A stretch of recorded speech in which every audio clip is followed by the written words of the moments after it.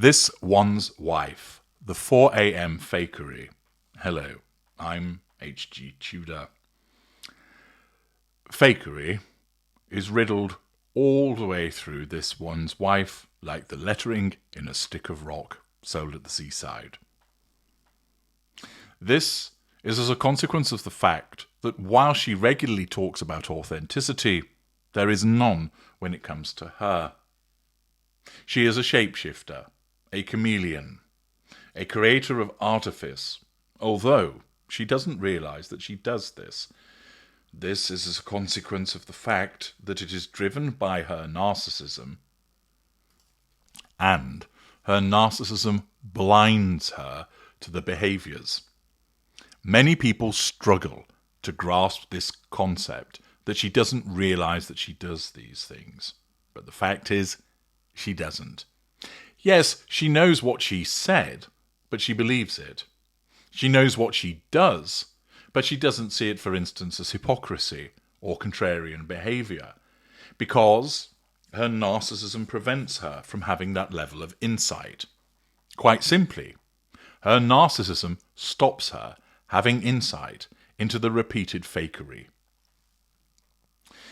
She was once a little-known actress on the legal drama Suits, and then was catapulted into global stardom through her 2018 marriage to Prince Harry.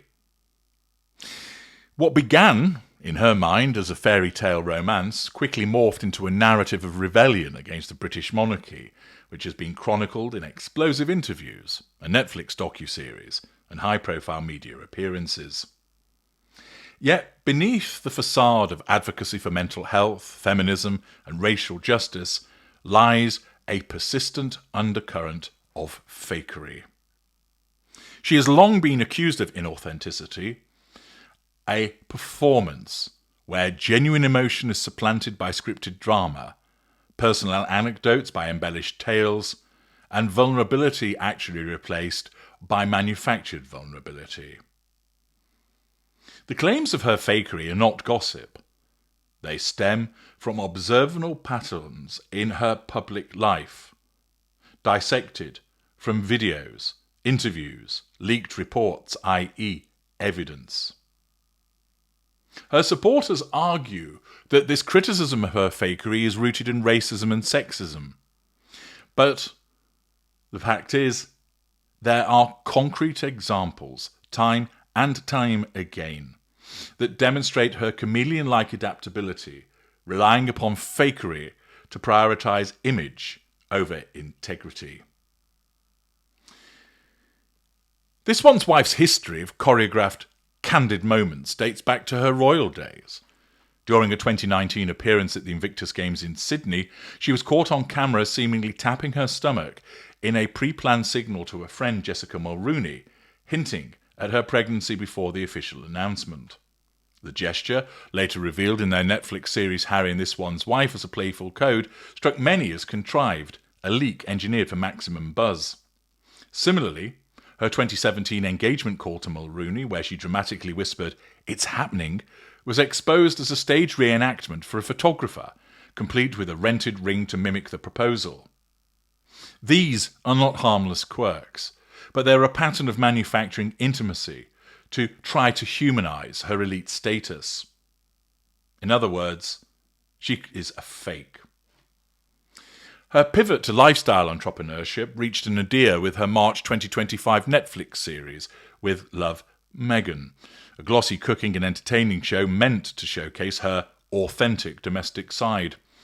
Hosted from a Monty Show kitchen, which wasn't hers, episodes featured This One's Wife whipping up jam, or Soylent Red, arranging flowers and hosting celebrity friends, like Mindy Kaling and Chrissy Teigen, in what was billed as unfiltered vulnerability.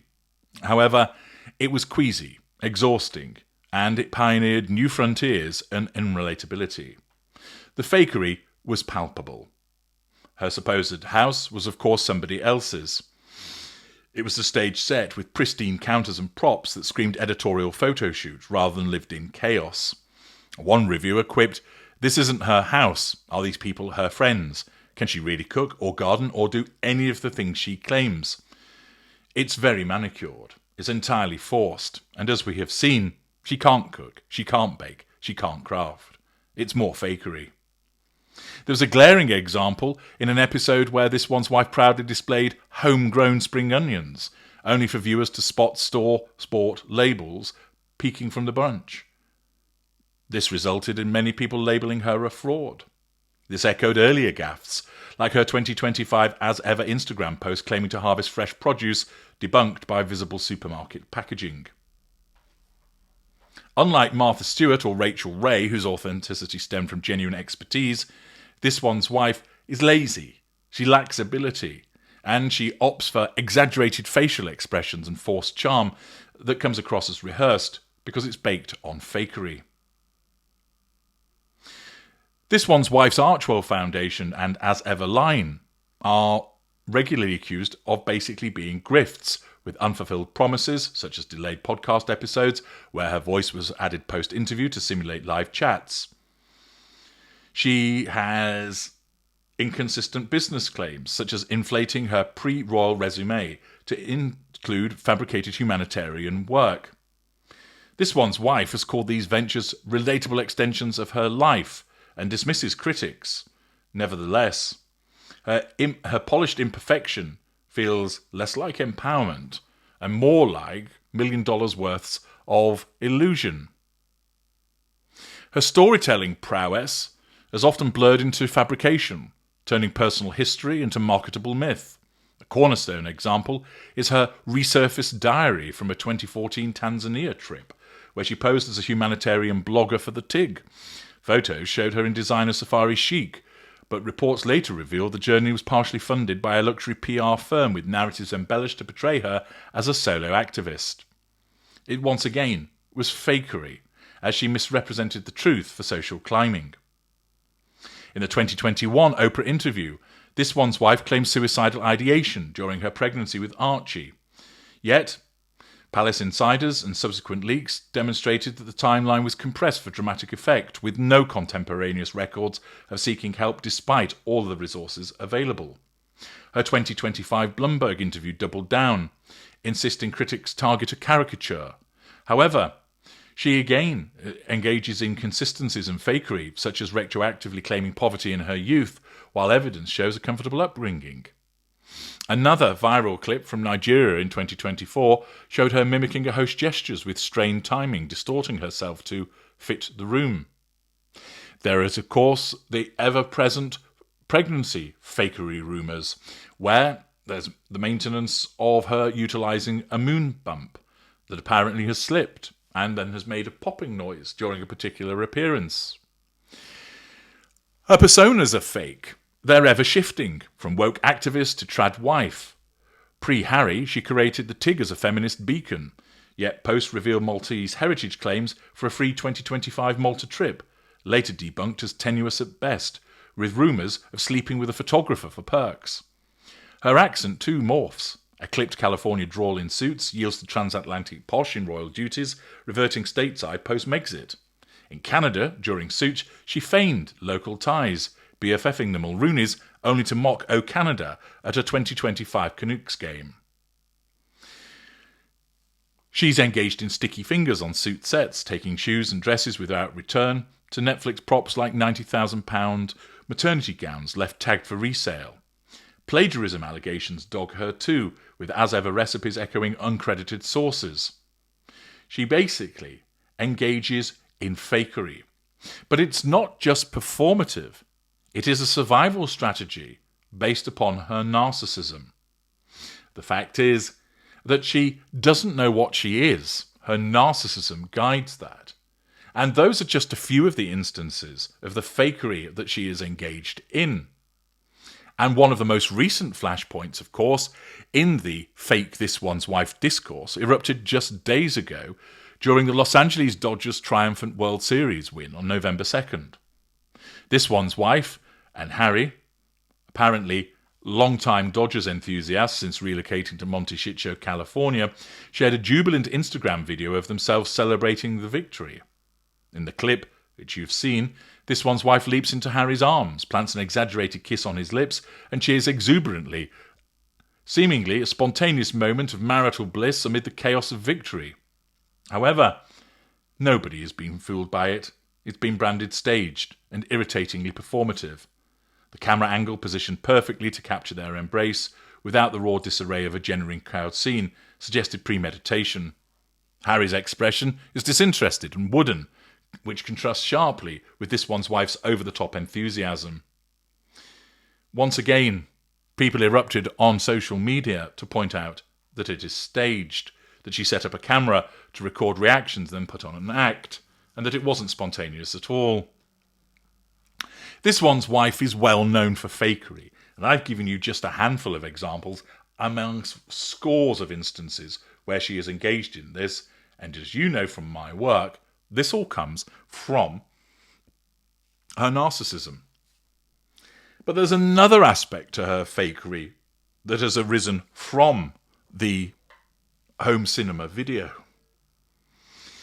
I mentioned in a video yesterday that Crazy Days and Nights suggested that the other individual that was present, Kelly Zaffin, had actually been watching the game at home and had posted as such to her own Instagram account.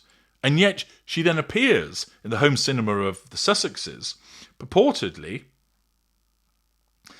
there watching the game and celebrating the victory in real time. It was suggested this could not have happened, and reinforced the suggestion that the actual video that was created by this one's wife was not only staged of itself, but wasn't even taking place in real time, i.e., it was recorded at a different time to when the game had ended.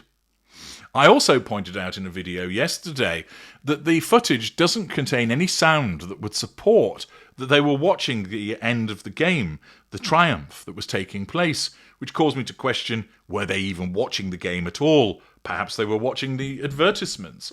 Perhaps Harry was watching an episode of Midsummer Murders. We don't know.